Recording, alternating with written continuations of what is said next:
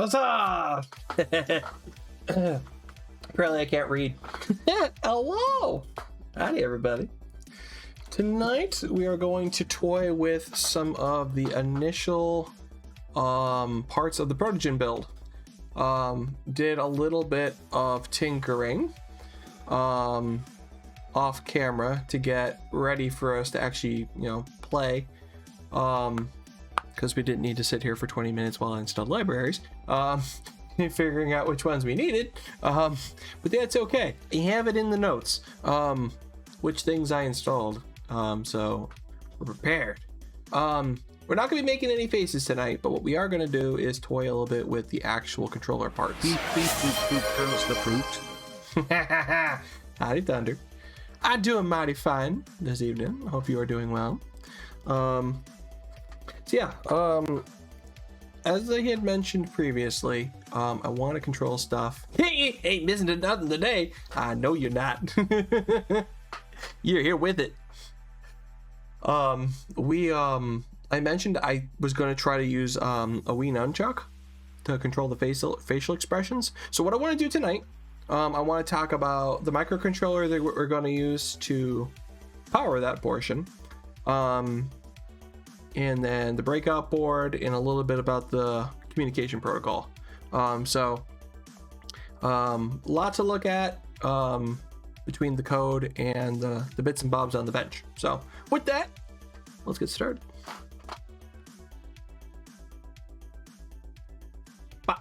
Okay, so first things first, I want to open some stuff. So first things first, go to bed when you're ready. That's all I can say. That's all I'm going to advise.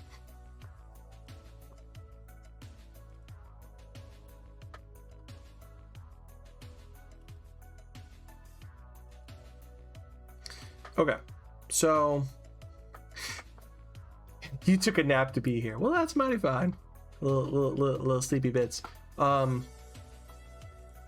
want to show you how functionally wire-wise this works, but how it doesn't actually, it wouldn't be useful. That's a little hard to explain. I got 2 copies of this project for the controller right now. One of them is with the hero board we were using for the last 30 days in space, and also the sensors we've been spending our spare time with. And the other one is the actual Portal S3 microcontroller developmental board we're going to use for the project. Well, I want to show you some stuff. First things first, I'm going to open up the project with a small board. I say small, but the board we're used to seeing me put on camera. That's a better way to say that.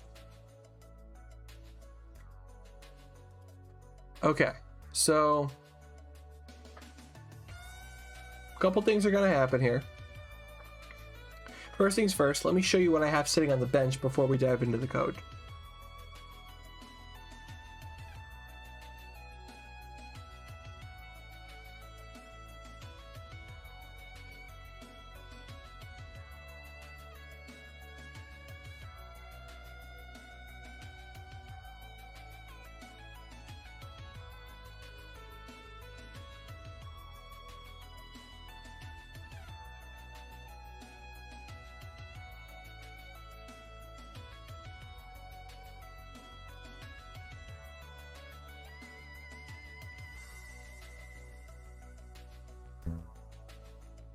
It may help if I turn on the mic pack before trying to talk into it. Let's try that again. Okay, let's try that. Let me turn some lights on here too, so I can actually see what the hell I'm doing. All right, cool. Yes, you do see Lego in the background. I got Lego from a very lovely bean, and it quietly lives in the back corner of my desk. Okay, so what we've got right now is the usual hero board that we normally play with, right? And what I have connected is the sensor board allows us to take this controller that you would normally use for the Nintendo Wii and plug it into this header. Okay? Now, wiring wise, there is not much going on here. We've got 5 volts and ground plugged in on this side, and then we've got these 2 pins plugged in on the other side. Those are going to be the source clock, abbreviated as SCL, which is the first one, and then SDA, which is the second one. That is the data line for the microcontroller. Now, we're not using a normal digital pin here or an analog pin under the usual circumstances, because usually what we end up using is one of these programmable ones between 2 to 13 most of the time. The analog ones are over here, but most of the projects we've looked at this side of the board. We've never used these 2 pins. Well, this particular board supports something called the I2C protocol. That is this little connector we have here that you can plug the wire into the board. Now, when we get a little later in the stream, we're going to use that with the way we plan on doing it. But right now, I soldered on the leads onto the legs of this board so I could show you what this would look like with it being hooked up to the Hero board. I absolutely could have not soldered these on. I have more than one of these. In real life, when we go to use this, it's not going to be soldered on because I'm going to use the plug-in adapter because it's all plug and play between the sensors with this particular setup. But what that's going to mean for us is I'm going to take our controller with the tab facing up, push it on, and now it's secured. I can squeeze to remove it, but that secures it to here. So the nice thing is this board does actually lock into something. It locks into the board itself. And then from here, I'm going to attach this, just not yet. And I'm going to explain why. I'm not going to just plug it in like I normally do. Because the way this is currently wired is going to technically be the same way that we're going to wire it for real, but there's not enough resources on this board for it to work correctly.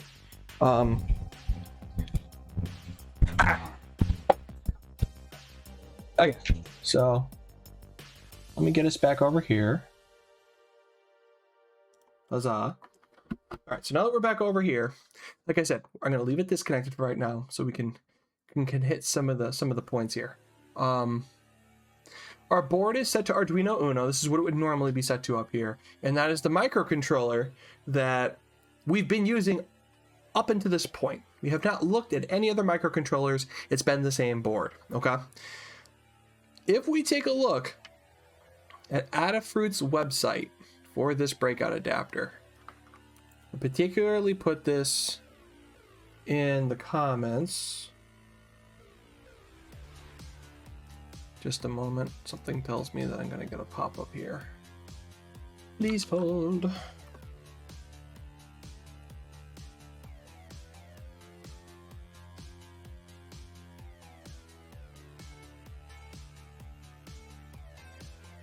I'm going to take a second here and find the section, the page I want to show you. Just so we can just jump right to it.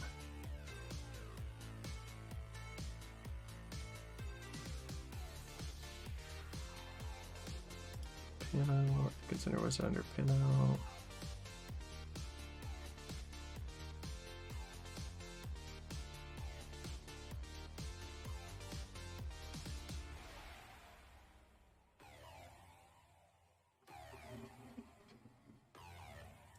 All right.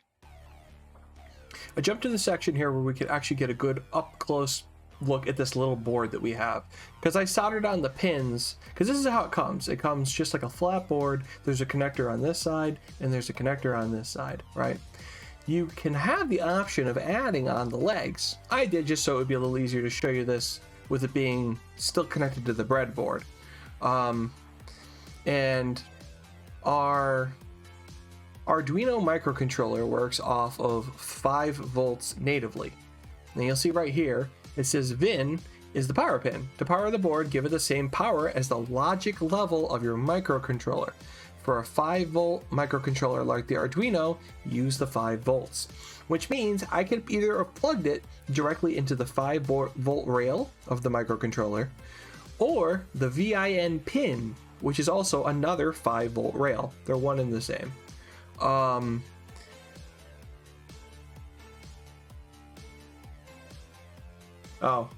it's not? Cursor is not visible. Huh. Weird, I see it in the preview. Oh, you know what? I bet you I wasn't clicked into the scene. Yeah, thank you for pointing that out. Some boards work off of a logic of 3.3 volts. Ours does not. So that, even though it's available and on the board, we actually don't use it. It's omitted from our configuration. It's actually omitted from our configuration with either one, the one that technically doesn't quote unquote work and the one that we're going to use.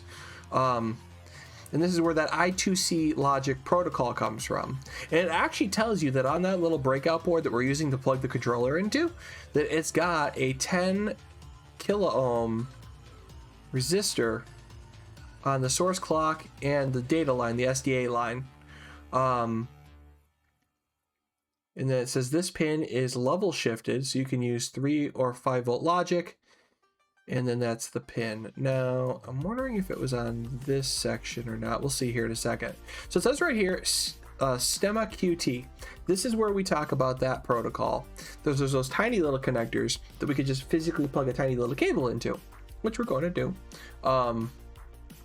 So we pop in the controller, and then ironically, it does tell you right here that you can either plug in with that little adapter, or you could solder on the legs. And it's very, very small. You're barely gonna be able to make this out. But the 3 volt is tiny little dot of red there, indicating it's not connected, because it isn't. Now, I wonder if it was on the overview page. Let me.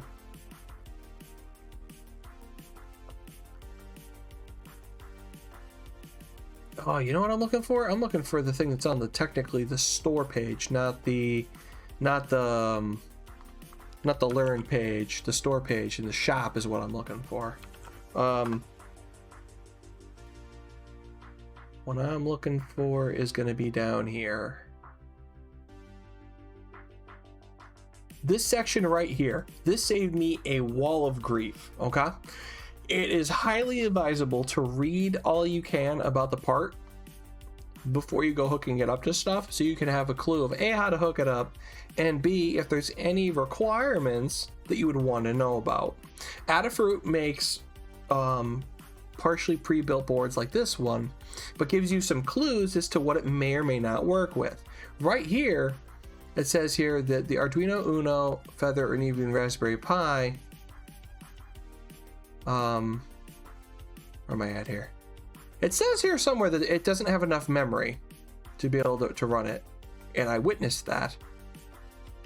Wii controller, I2C interface, there's the existing code, CircuitPython, the Uno, Feather, or even Raspberry Pi. All data is transmitted over the I2C address. This address is actually really super duper important, and I'm going to copy it and put it in the notes here. Because I actually meant to grab that address. We want that. Right, and it says that it's extra thick, because it is. It's chunky, so we don't just snap it off. Shoot, I can't find what I'm looking for. All right, well, I did read it on one of the pages here, and it does straight up tell us, you better believe it. Here it is. I knew it was on one of these pages. The WeChuck library is very full featured, using a lot of RAM and flash, so we don't recommend you use it with the Arduino compatibility like the ATmega 32X boards, like the Uno, Leonardo, or the 32U4, because it will go unstable. I will show you it go unstable because I witnessed it. I saw this and I was grateful that I found this by just wandering through the documentation. I knew I'd find it here somewhere. And that was super important because as soon as you include this library, the WeChuck.h, which is the protocol, the library call, you're going to see how much memory it uses. Because once I pull up the project, I wonder if I could see that by just clicking verify without plugging it in yet, because I know it's good code. Nuclear meltdown, unstable or blue screen unstable. This is, it's going to lock up and no longer produce something useful, unstable. So, blue screen style, I think would be the way I would refer to it as. Nothing's going to smoke, nothing like that. But it's going to be basically unusable.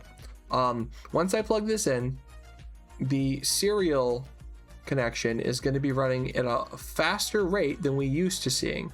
We're used to seeing it run at 9600 baud for our serial connection that appears down here. We're going to be running at 11,500. Let's try that again. 115,200 baud, which is going to go much faster, which means the board also has to run quicker on those refresh cycles to keep up with that speed. So what we do is, there's really not that much code here. It's very small. It's 37 lines with comments, but it's the weight of the library that causes the problem here. This is the include for the WeCheck library. The cool thing about this, as I was perusing the documentation, is that the library allows you to use literally any of the accessories that was made for the Nintendo Wii, including the guitar controller, including the drums, the WeChuck, and any others that plug directly into the controller. The library reads them all. So then from here, we start our connection, we tell it what kind of controller we're using, and then this simply is a basic loop that just checks to see the X, Y, and Z coordinates, whether the position we have the movable part on, like the little Joy-Con, the thumbstick, I mean, and then whether we're clicking the C or Z, and then delaying 100 milliseconds so we can actually see it in the terminal. So I'm going to plug this in. The code's already uploaded. So let me get that going here.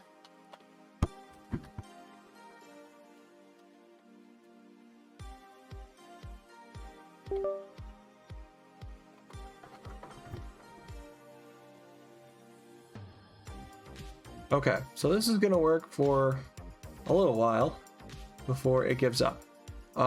If I hit the upload button, just to re-upload the code, even though it's exactly the same, it's using 90% of our dynamic memory and 63% of our program storage. So it is using most of our SRAM, which, I don't know about you, you ever open up too many tabs in Chrome and watch it kind of explode? That's basically what this is going to do at some point. It'll survive for a couple of minutes, and I'm going to pick up the controller, and on here I'm going to hit the C button, I'm going to hold the Z button, and you could very clearly see it appear next to the word button. It's refreshing fairly quickly. So you can see that I can move the Joy-Con around. If you look at the Joy, that number is going to change. So 255 and 0, that's 255 and 128, 255 maxed out. Top position is 127 over 255. And then we've got 0 and 255, and straight down to the left position is all zeros, and the very bottom is 127 over 0. Now, to show you what I'm actually doing here is I'm just moving this around to generate those values. These are the two buttons. I can click them and make those different numbers appear. And then the actual motion of moving this controller are those other coordinates we're witnessing. So the X, Y, and Z is just me with my hand moving the controller around. So I could lower it, I could raise it. And soon enough, if this runs long enough, it crashes. Will either it'll get hung up on the last value it was able to produce, or it'll just be all nothing. It'll be all zeros. Initially, when I first hooked it up, I thought I did something wrong because I was getting just nothing across everything. This is clearly not ideal because there's more that we still need to do, and this board is essentially capped out. It's too much for it. So I'm going to disconnect it by yanking on our little cord and disconnecting that. Now, we still need this open. I'm just going to minimize it because all I did with the other board that I'm going to show you that we're going to use for the project was just install the libraries. That's just to make it so that it will appear up here in the top, and then the rest we're just picking up from there. I'm still going to use the same code because it's still the same libraries, it's still the same loop for now, but we should see that we have a microcontroller that's more capable. It's also got some extra goodies built into it. Let me bring us back over here and let me show you what we're currently working with and then where we're headed.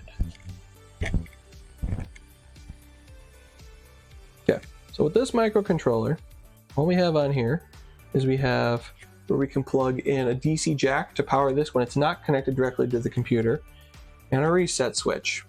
That's it. That's all we got. So there's no other buttons. There are some jumper pads down here, but there's no other interactables with this. So with that set aside, I'm going to get out here our microcontroller that we're going to hop into here that we're going to use. This one's going to be USB-C on both sides. And there's a couple of screws that are included with this microcontroller, and I'll show you what those are about. This is the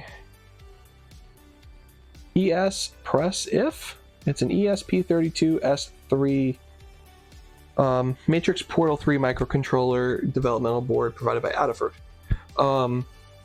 The microcontroller itself is our little silver bebop here, but we're going to see some extra stuff on this that we haven't seen on our Hero microcontroller. First things first, we've got buttons on this one that are programmable. The reset is just like on the other one, but this one's got an up and down button, and these two are programmable. Now there's a boot button. I actually didn't notice that before. It's here on the face, and then we've got our USB-C for power and data, and then we have that I2C jack. That's what we're going to use to connect between the controller and this board. There's also this jack that I don't know too much about right now.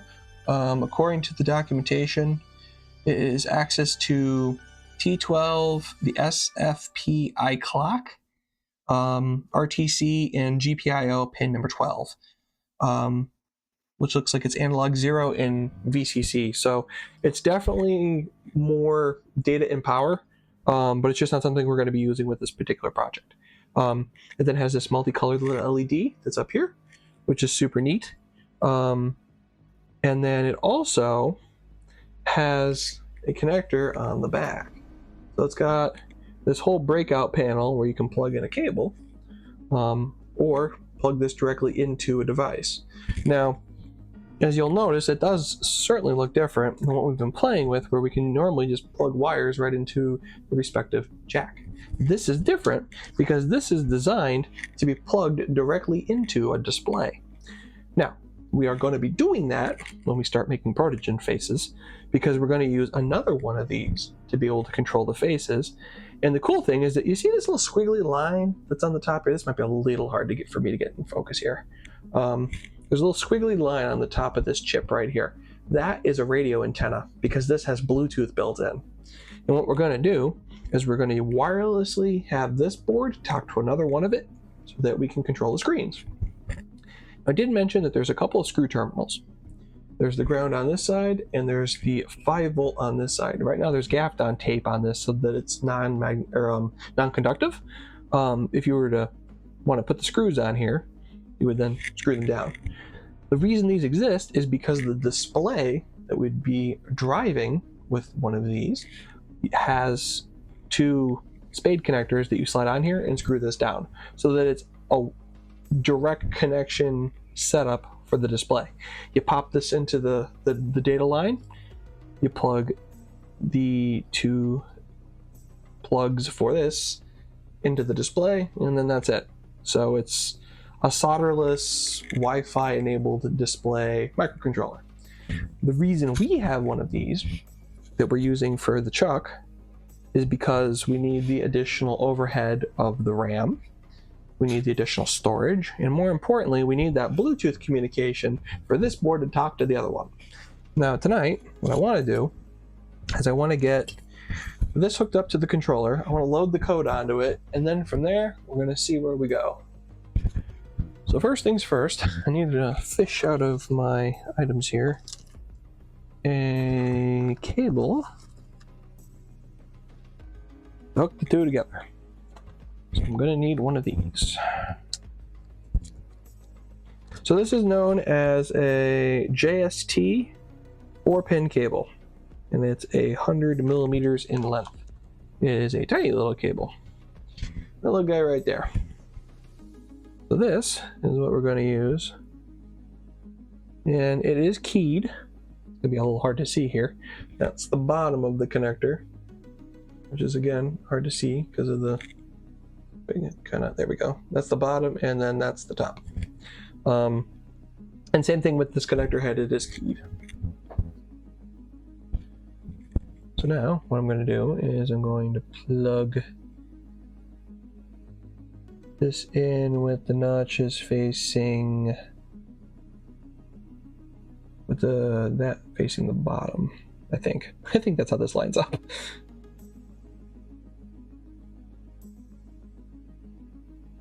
All right, cool. So that's fully seated on that side, and then we've got our other board that does not have solder on it, which, let me fish that out of here.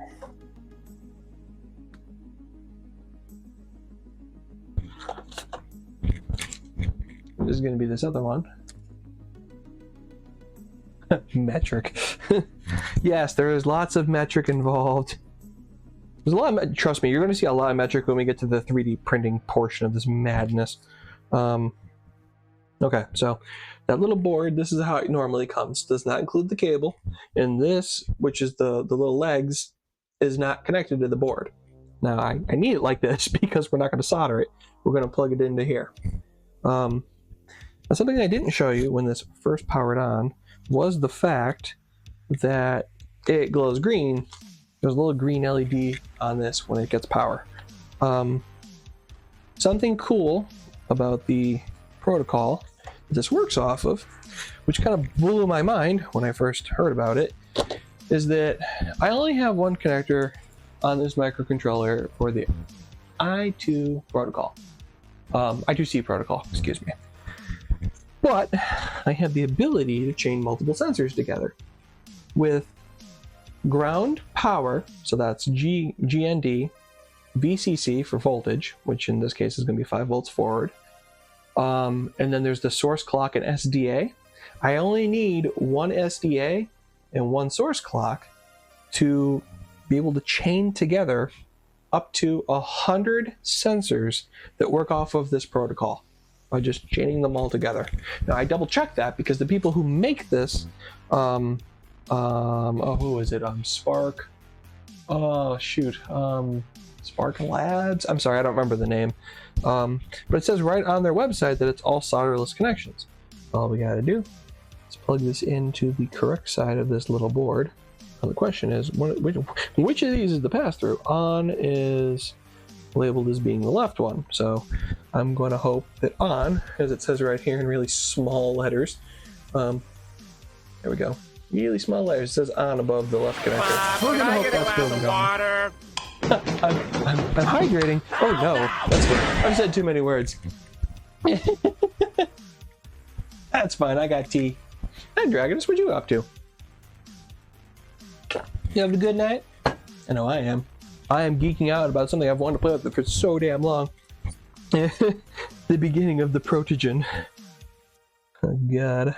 Alright, so if I've got this correctly, it should be this side. And no worries if it's not, because if it doesn't light up, I plugged it into the wrong side. All right, so I'm going to set aside our Uno board, which leaves me with our controller. Now, this is a flat connector head. Yep, let's get that in camera. This is a flat connector head, but it says notch up because there is an actual notch in the controller. So notch up means that side faces up. And then we just go boop. So all we have now, when it's not plugged into power, is the microcontroller, the tiny little board, and then the actual device that we are going to be able to control with. So the theory goes, obviously this is going to need power, right? So that's something else we got to figure out to make ourselves mobile. Was trying to stream. Oh, you're working on your paws. Cool beans. Ah, your internet was being rude. Oh, that stinks. Well, I mean, in between internet bumps, you can come hang out here then. I'm sorry to hear that you're getting it's fighting you. I'm telling you, I swear, ISPs, they just know when things don't want to behave. I'm convinced. Okay, I've got that connected, and then you guys aren't going to see it, but I'm just going to load up the other project that was saved in that same folder, so that when I plug in the controller and switch back, we're going to see the name of the other microcontroller. I am not going to close out the other one because we still need it. But if I do everything correctly, I should be able to plug this into the laptop, USB-C, and if I have it all right, I still think this will light up green if I have it plugged into the right place, even though I don't have it programmed yet, I think. But we're going to see some cool colors on the little board. We're going to plug this in. The world's strong. It's such a nasty, nasty thing to plug into. It's so tight. My God. I feel like I'm going to break the laptop every time I go to plug that in. All right, cool. So let me, yeah, I got cable. We got this. All right, so I'm going to blind you all a little bit here. We've got our multicolored LED, and then we also have 5 volts and 3 volts. That's what these other two stand for. And then if we take a look at our controller, I did plug it in the right place, because now we got the green standby light. As far as we go right now, there's no code for this to work, but this is all we should need. Power, right? Like, in theory, we're going to get to the point that, like, I'm going to be able to make this, you know, so it's not just all jiggly wiggly. We're going to do something to secure this. But functionality wise, just from the controller perspective, other than figuring out the power, this is all we should need to be able to control the expressions that we want to make. Because the antenna is built into the project. Fingers crossed. So the theory goes, we're going to see if we can make that into action. You're correct, Porsche. It is, in fact, a wee chuck. Oh. Okay. Oh, joy. It lost tracking. I'm over here, hon. Hello. I got hands. Apparently, I'm permanently stuck looking that way. Please stand by while I unbrick my shoulders here. Ba-ba-da-ba-ba-ba-ba. Boop. Ha-ha. Speed yoga. Gotta love it. All right, cool. Shebang. All right, so we're going to attempt to make some stuff happen here. Now, as I had mentioned, first things first, if I hover over here, you'll see that this is the Adafruit Matrix Portal M4 microcontroller is how it was detected. I still have the other one open in the background because we're still going to need that code. But that's what I mentioned. I had opened the other project. So this is the other page that we have. Now, as I had mentioned, there's a lot of libraries to install to actually making this behave. Libraries I have talked about at length, briefly, on every project we've worked on, because we would include Arduino.h, which tells the Arduino controller that we're using, or excuse me, the Arduino IDE, which is the piece of software we have open, that we're using Arduino hardware. It's assumed by the code that that's what you're using, but here's the thing. we're not using that anymore now. Welcome back, Porsche. Yes, indeed, it is a Wii check. It's going to be a part of our controller for controlling faces if this works the way I'm hoping it's going to. And so far, we're on the path. But this particular microcontroller is not an Arduino. It's a different one. So we need to tell the compiler how to talk to the piece of hardware I just connected to the laptop. Because once we have it programmed for the two microcontrollers to find each other and communicate with each other over Bluetooth, then it won't need to be connected to a computer, just simply power. Both of them will need power. And then from there, again, power is going to be a whole separate conversation because we need to power two microcontrollers, two displays, and a couple of sensors that will be connected to the microcontrollers. But realistically speaking, both screens and both microcontrollers are going to be the heart and soul of what we need to provide power to. We will get there when we get there, because we have to talk about amperage, how much power we need to be able to supply, and all that good stuff. We are going to get there, just not tonight. Tonight, we're going to just make sure that we can confidently read the stuff from the controller. So what I'm going to do is I'm going to show you here. These are the libraries that I need to install onto this laptop. And the nice thing is that I had told it that I needed to install the Proto Matter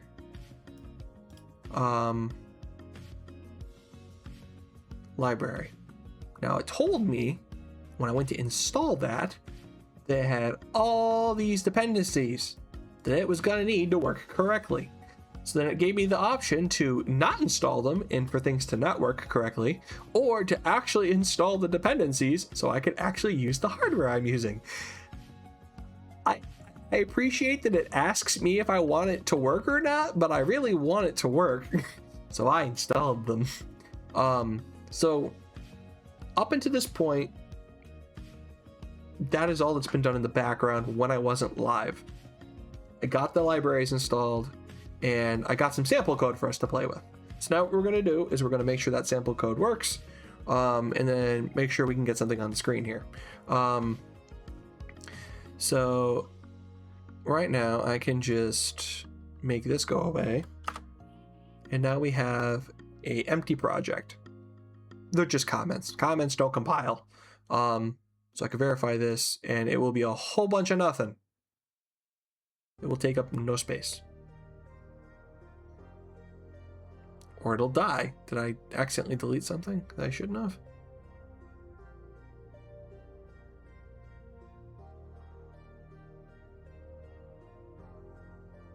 Compilation error, exit status 1.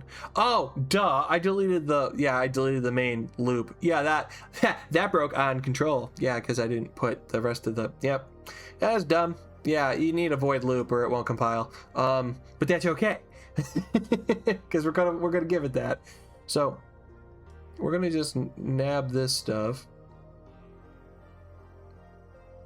And do I want to grab those? That is about the baudware. Yes, I'm going to actually just grab all this code. Now, this particular project, it was saved using the Arduino Uno. So instead of changing the board and changing the project, I just created a new project named Portal S3 for the microcontroller we're actually going to use it with. So that way, I could get away with bringing over everything we need, but to point it to the correct microcontroller. I absolutely could change it, but I wanted to show you both. And in the interest of saving a little bit of time, I did that way. So I brought that over, and I'm going to go back to the Arduino one, and I can close this now, because we have everything we need from here. And now, I'm going to click verify, and as long as this has everything it needs now, which it should compile. Done compiling. Okay, so it uses 7% of program storage space, a maximum of 507,904 bytes. As you can tell, there's a lot more room on this one. And that's by design.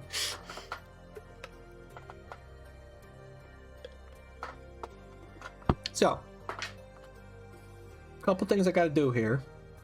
I have to turn on the monitor.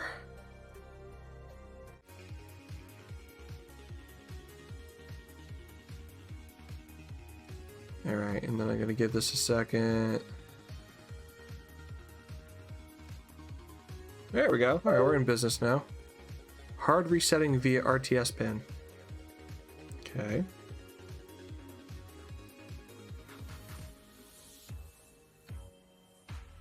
We're doing bad things, whatever we're doing. I've never seen a program error look like that before. Kind of reminds me of when you push a BIOS upgrade.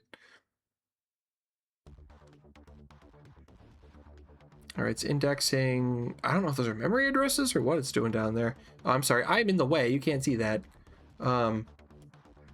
Yeah, there's this value down here where it says indexing.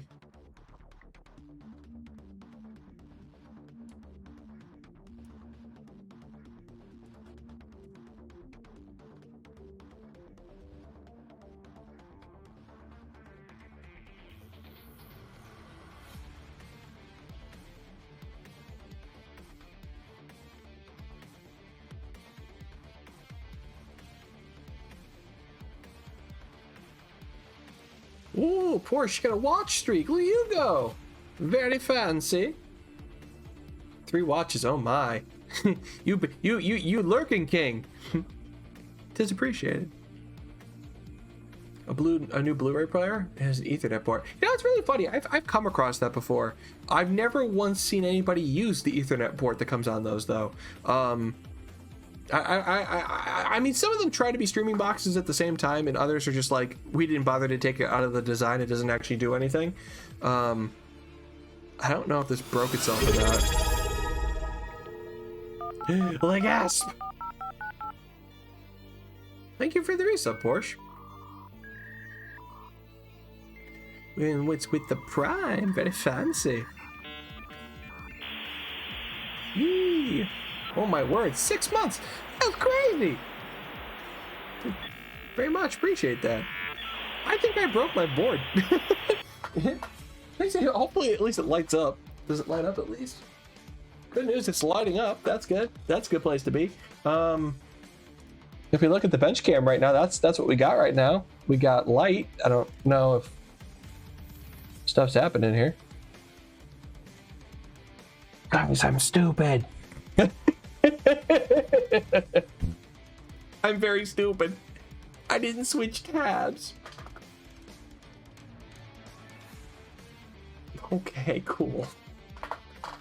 So now if I pick up the controller, that's what we're talking about. I can click buttons. I can move around the Joy-Con. I can tilt the controller. The numbers are changing. I'm gonna be real with you. I don't really think we're gonna use the XYZ coordinates. I'm not really too concerned with those. I'm more concerned with the Joy-Con that I can move around in the buttons. I can click buttons. So that's good. Good. I am a little less stupid this time. I'm so used to when you click the button for it to finish up programming that it just leaves this output screen and just takes you straight to the serial monitor like it did before. It's like, no, it's gonna be silly. All right, cool. So this is working, and then I'd say I'd disconnect it and run it from power without the computer, but guess what? We wouldn't be able to see these lovely numbers because right now it's only being written directly to the serial monitor so we can actually see the values. Our goal is to get this information through the Bluetooth that's built into this thing. Got a Prime because you bought a DVD off Amazon. Because physical media. Yeah, that's what we're talking about. That's lovely.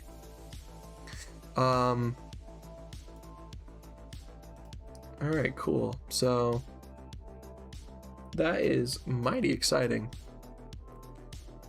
Oh, here's something that's funny. I set the serial monitor to a different speed and we're still able to see it. It's not technically correct down here. I'm actually surprised that works. It must be ignoring that. That's all I could think of. But yeah, so then all that's doing is just looping and just checking input. Yee! Try the Lyric Thunder. Very good. I'm watching. Ooh, Ed, Nettie. Nice. Nice. That's a fun show. I was watching Hey Arnold for a little while. That's another good one. I love the early Cartoon Network stuff. It's just a good time.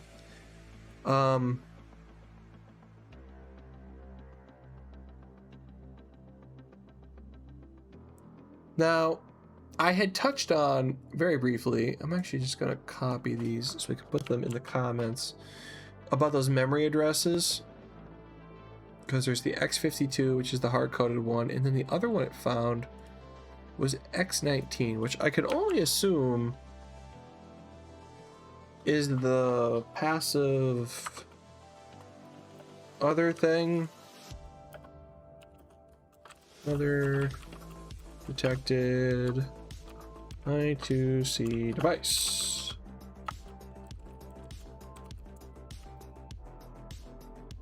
Thinking this is the pass through. I think that's the pass through on the connector.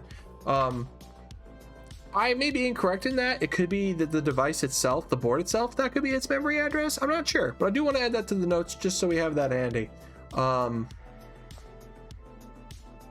616 minutes for like $7. Damn, that's well worth it. There's nothing better than a good deal like that. That's solid. And the nice thing about owning the physical media, I don't have to worry about interruptions and bandwidth troubles. It just works. That's the one thing I really do like about disc media. That it just, I'm happy the DVDs are still a thing.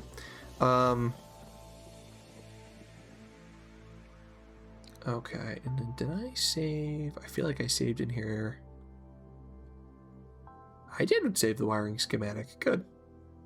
Because I wanted to show you all the wiring schematic.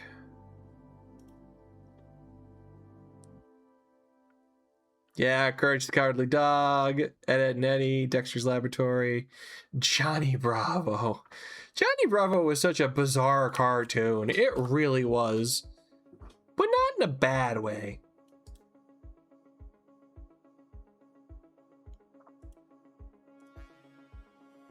Okay, so a nice up-close, shiny-looking image of this microcontroller is this guy right here. This is currently what we're working with. So I have the Chuck controller plugged into the I2C port, and it's labeled right there. Now, interestingly enough, it does give you these other pins that you can solder directly to, or like that little breakout of pins that I showed you that you can just run with it. And even though it was designed for you to plug in a ribbon cable, it does actually give you the pin out. And I do have the ribbon cable. It's in the box. Each of these came with one, but you can see that little squiggly line right there. That's the wireless antenna that works on the board to get us the Bluetooth connection and Wi-Fi capabilities, which is nice. Which is why you can imagine this is such a lucrative board, because of the pack of a punch that this microcontroller gives. Interestingly enough, on Adafruit's website, you can purchase just the microcontroller, which is this piece of aluminum and the little squiggly line on its own thing. It does not include the rest of the board. Obviously, you need to be a developer to be able to use that, because with no direct way to connect to it, it's more or less a paperweight. So either you have to plan to add it to your own design, or manage to solder directly to the microcontroller to include it into your project, because it's not nice and neat. It's just raw pads, because all these components are surface mounted. They don't push through. That's a good emote. My point is that it's designed around a very specific set of skills. My chat's reconnecting. Why you do this to me? That was really funny. I lost my connection to chat, and then it reconnected, and then the emote popped up. Nice. And check this out. It even has an accelerometer in this thing, so it even knows if the board's moving around. Which is exciting. Which means we can do some other stuff too. And then if I pop in over here, we could see these are the different colors that circuit Python name. Oh, interesting. Oh, okay, versus like the what do you call it? Why though? I mean, my chat disconnected. I don't know why. Just I don't know. I hit a packet pothole maybe. Yeah, you got me. But point being that we're going to work with 2 of these. And right now, all we're doing is just grabbing the information.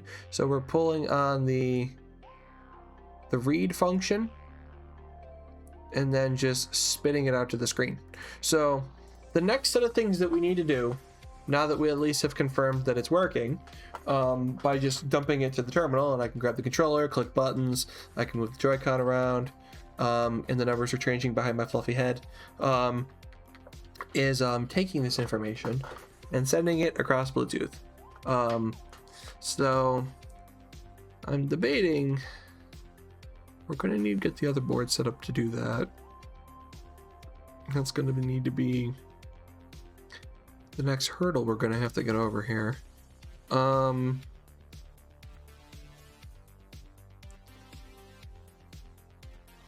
Yeah, I'm thinking so. Okay. Let me see here.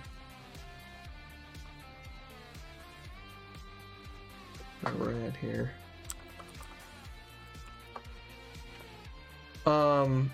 But yeah, so once we figure out the Bluetooth portion of all of this, we'll need to get that talking to the screens. I have the screens, I have the other microcontroller that's going to get plugged into that.